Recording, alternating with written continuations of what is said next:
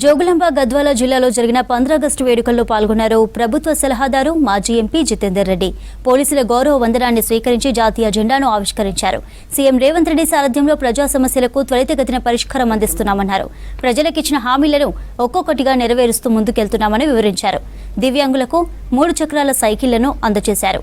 స్వాతంత్ర దినోత్సవం సందర్భంగా విద్యార్థులు ప్రదర్శించిన సాంస్కృతిక కార్యక్రమాలు ఆకట్టుకున్నాయి.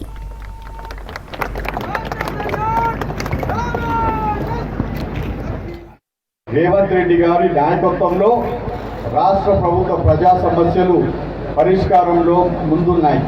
ప్రజాప్రభుత్వం ప్రజలకు ఇచ్చిన వాగ్దానాల మేరకు అభయమస్త హామీలను ఒక్కొక్కటిగా అధికారంలోకి వచ్చిన 48 గంటల నుంచే అమలు చేయడం ప్రారంభించింది. ఇంద్రమ్మ గ్రామ సభలు నిర్వహించి ప్రజల నుంచి దరఖాస్తులు స్వీకరించి పథకాలను అమలు చేస్తున్నాం. రాష్ట్రంలో ఆడపడుచులు ట్రాన్స్జెండర్కు ఆర్టీసీ బస్సుల్లో ఉచిత ప్రయాణ సౌకర్యాలు ప్రభుత్వం అమలు చేస్తున్నది. మహిళలు పైసా ఖర్చు లేకుండా రాష్ట్రంలో ఎక్కడి నుంచి ఎక్కడికైనా ఉచితంగా ప్రయాణించే సౌలభ్యం ఈ పథకం ద్వారా లభిస్తుంది. జోగులాంబ గద్వాల జిల్లాలో ఇప్పటి వరకు 86,32,171 మంది మహిళలు ఈ ఉచిత రవాణా సౌకర్యాన్ని వినియోగించుకున్నారు. ఇంద్రమ్మ ఇల్లు పథకాన్ని రాష్ట్ర ప్రభుత్వం అమలు పరుస్తుంది.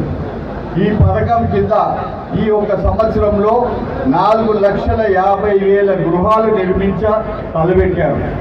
ఈ పథకం కింద ప్రతి నియోజకవర్గంలో 3,500 గృహాలు నిర్మించడం జరుగుతుంది.